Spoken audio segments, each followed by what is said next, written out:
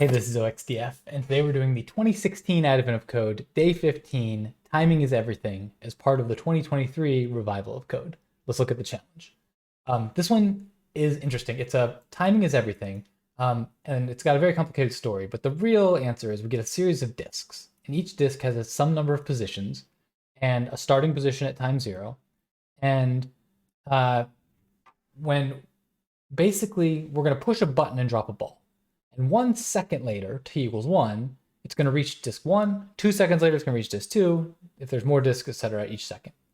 We need the disk to be in position 0 when the ball reaches it for the ball to continue through.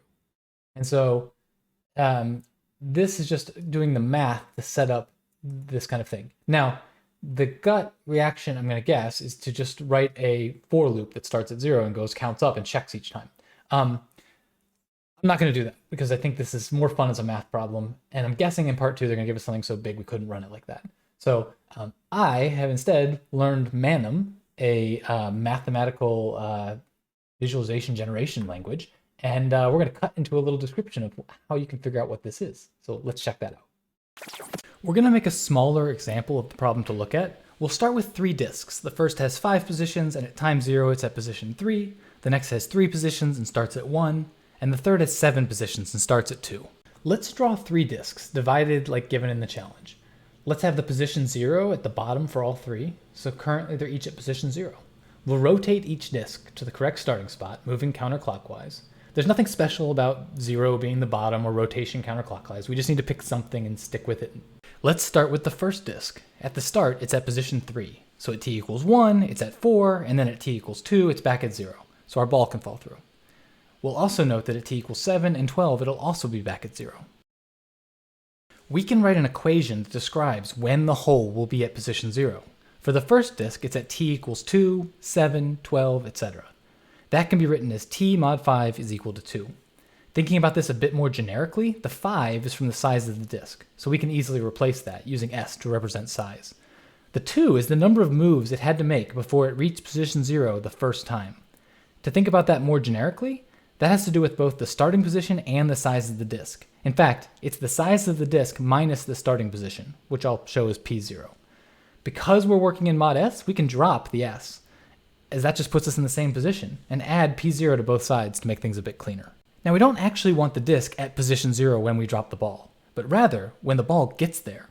This disk is at height 1, so I want to drop the ball when the disk is in position -1, or 4, same thing.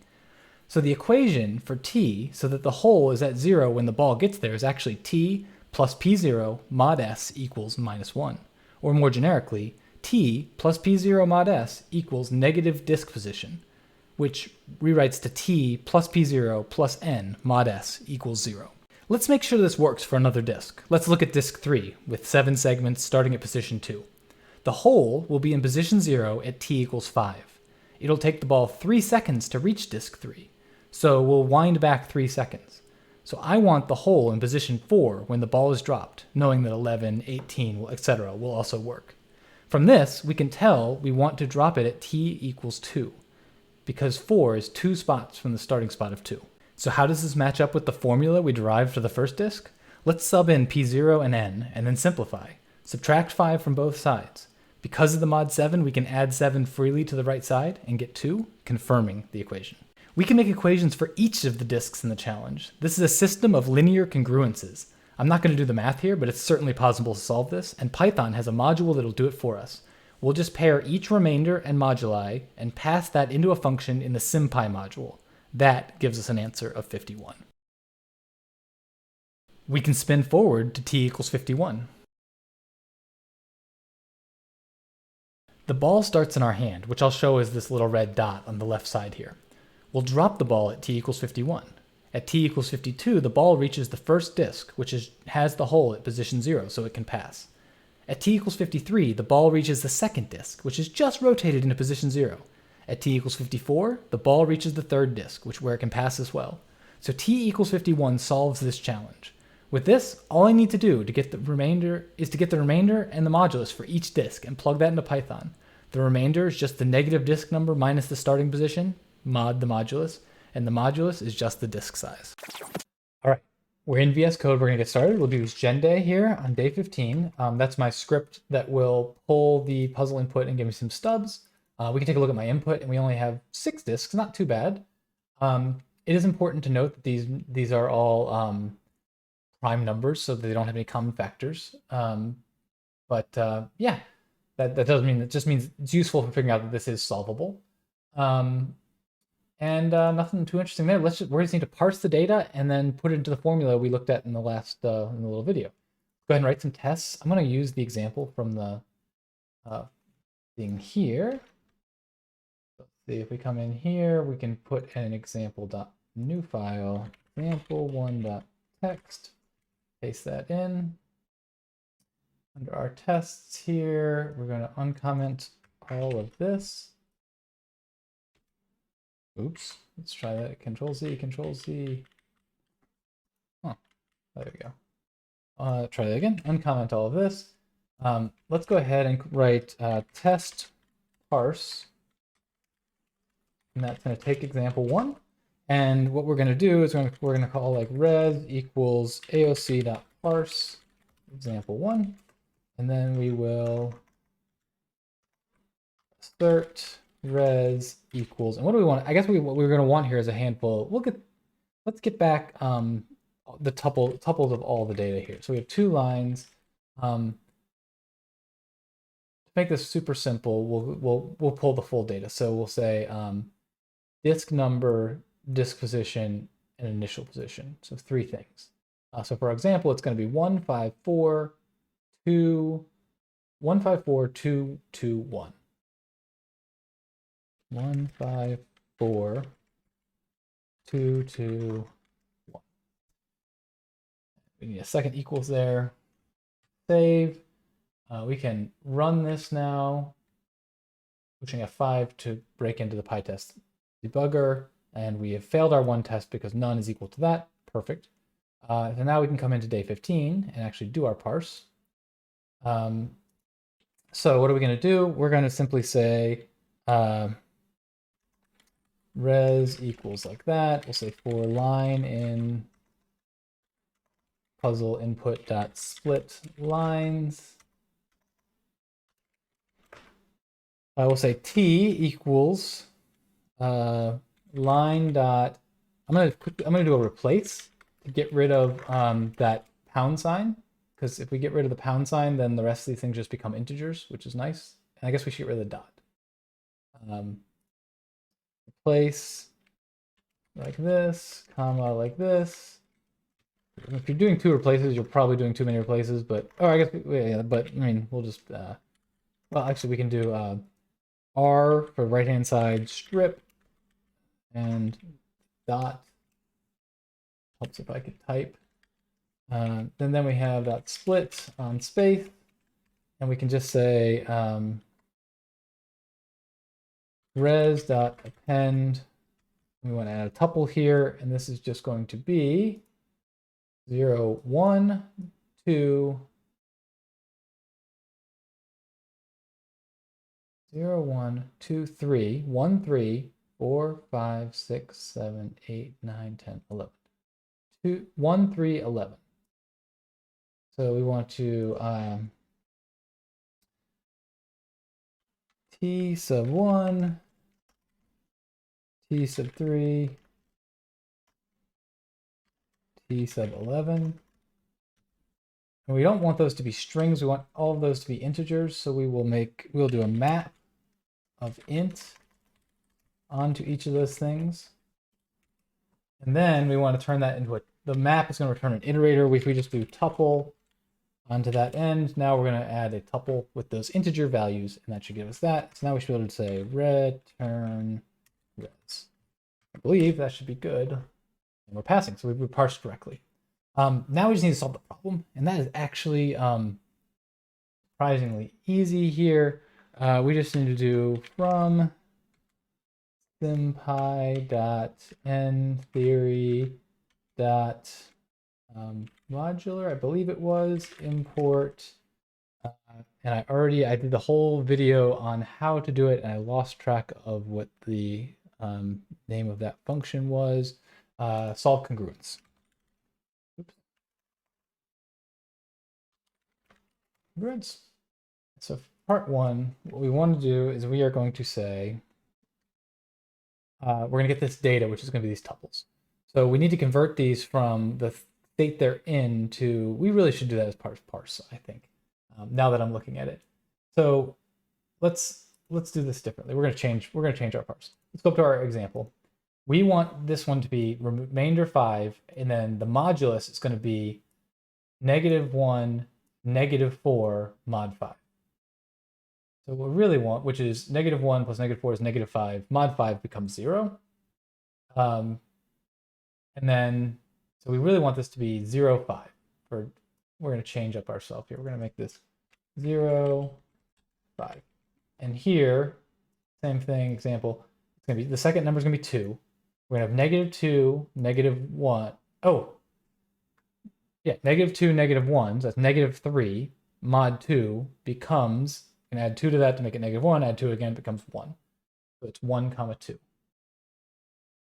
So this will be 1, 2. And let's save this and run it. So now our parse is going to fail. Let's go back here and fix our parse. We can say n, s, p equals. And now grab that. I don't need this intro. I think that'll give us, oh, we need that. I think that should give us those 3 things. And so now we want to make, this will be like, we'll just call this r is equal to, the second number is just n. The first one is minus s, no, first one, minus n minus p mod s, like that. And now we could just result.append tuple of, I don't think we need a tuple here. We can just result.append r. Now, if I F5 this, let's see how it works. We're back into compliance. Okay, so now we get exactly what we need for the solve congruence. So let's do test 15. There is no things here. Puzzle input expected. Let's get rid of, make this example 1.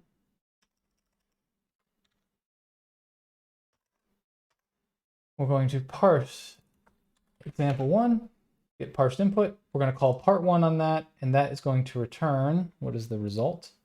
You wait until time 5, it's going to go all the way through. So let's go time 5. We F5 this, we should get none equals 5. Perfect. So we come back over here to day 15. And now all we have to do is say return solve congruence on data, and we want just the first, or the 0th object. Try that and see if it works. 0, 5, not an integer.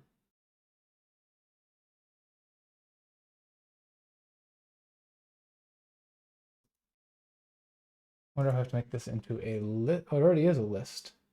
Let's debug here.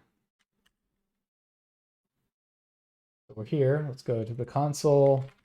Data is that. I wonder if I need to solve congruence of, if I need to do an expansion on data. I do. Just while we're here, we can do that. It's just 5. What MPZ is?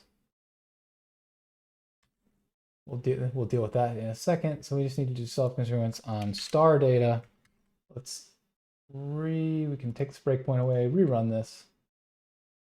We're passing tests. Beautiful. We can now change this to current file, run our actual one.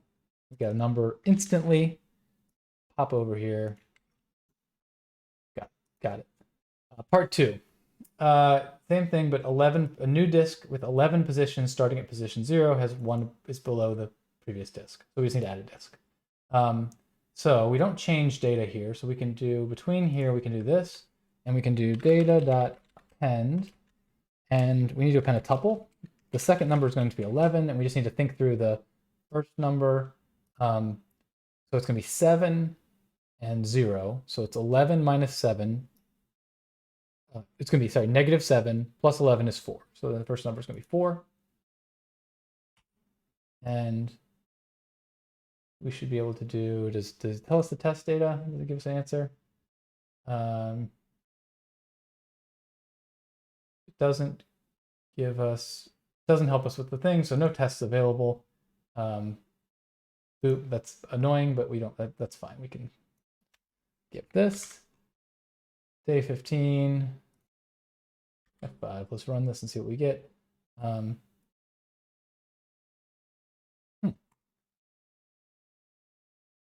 We didn't get anything. Let's see.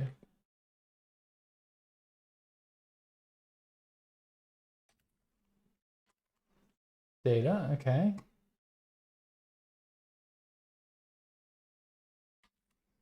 Solution 1, solution 2 is nothing. We did not get an answer. Did I think of it wrong? Of course, because I don't have, we can actually just call this solve, solve, solve. We get rid of this. Come back to our tests. We call this solve. And we come back to day 15 and we run it from scratch. And okay, much better. List object has no input, split lines.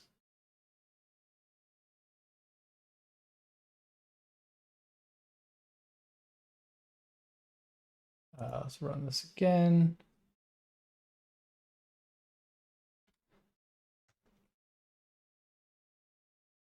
Why are we calling parse? We're in solve day 15.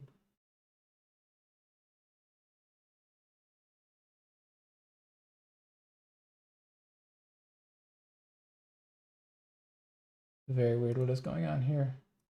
Let's rerun this. We hit data. We parse the data successfully. For some reason, when we, oh, because we have multiple things called solve.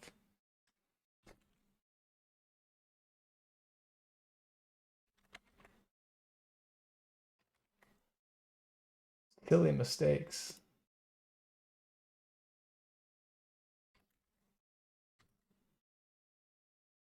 Now we run. We are just going to assume we're going to be good. We get a very large answer. It's not that large actually, but it's large enough. But we solved it.